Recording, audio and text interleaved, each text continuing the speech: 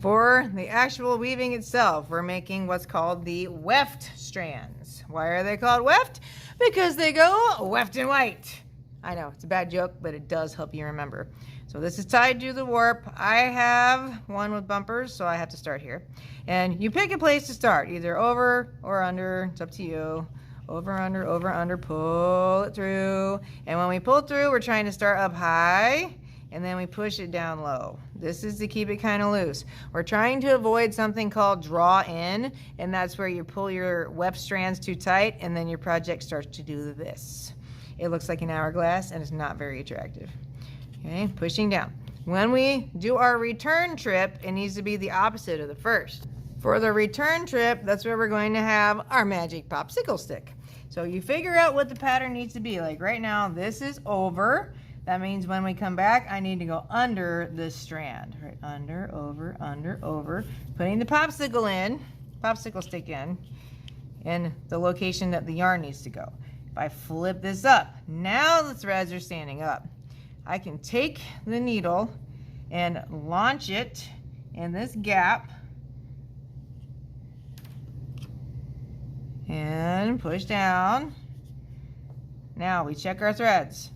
First one was under, next one is over. It's correct. You should never have 2 rows in a row doing the exact same thing. I'm going to show you why right now. So if I copy this same pattern that I just had, watch what happens. It comes out. We don't want that. Plus, your weaving can end up falling apart. So I'm going to do this again. Launch through the gap. So I'm going under 3 of my strands and push down. Okay, we flatten it to come back because that trick only works one way. It only works when you're going one direction. It's a return trip. All right, over, under, pull, and push down. Make sure we're not yanking in like this. That's draw in right there. Don't yank in. We want it a little loose on the ends. And flip up, return trip. And push down. The return trip is very fast. And repeat. So check when you're working that you have no 2 rows doing the exact same thing side by side.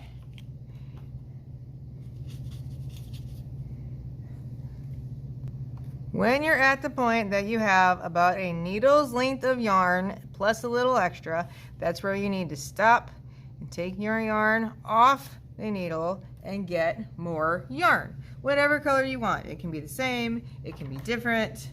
Just make sure it's only 1 arm length. If it's longer than that, you're gonna spend all your time looking like a disco dancer.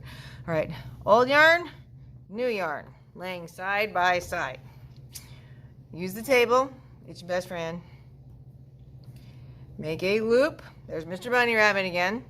Pinch him by his ears. Flip those through the hole.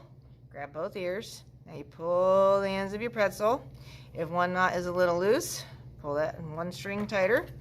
Cut the bunny ears, but don't get super close to the knot. And then we will keep on weaving. So this goes back on the needle. And we tie. And back to work. Notice my warp strands are disappearing down here. That's what we want. We want these to be tight enough in this section that we don't see the warp strands. And we want your sides to stay nice and straight. If you're one that you don't like the look of little knots sticking out on your project, another option is you weave and then needle comes off. Just let this dangle. This is if you're a really tight weaver like I am. Make sure that tail that you leave is as long as your needle and then some. So this is longer than my needle and hanging out. And then you continue the pattern. I'm going to go on this side. This was an understitch or an underweave. So I'm going to go over just like we would if it was attached. I'm going to pull the new piece through. And I'm also leaving a long tail and then push it down. Continue weaving as you were.